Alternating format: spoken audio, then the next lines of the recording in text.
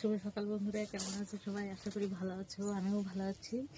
এই সকাল সকাল রান্না বসিয়ে দিয়েছি, এই যে ভাত বসিয়ে দিয়েছি।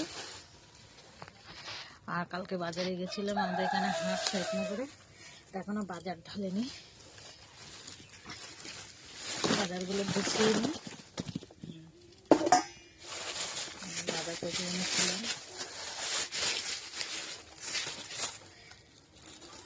আর এই বড় আলু খেতে ইচ্ছা করছিল, তাই 1 কিলো নিয়ে এসছি। আর এইটা হচ্ছে আমার লালির খাবার, 5 কিলো বেগুন। লালিকে সেদ্ধ করে করে দেবো খাবারের সঙ্গে। আর এইটা খেতে আমার ছোট ছেলে খুব ভালোবাসে, ভাজা আলু দিয়ে নিয়ে এসছি।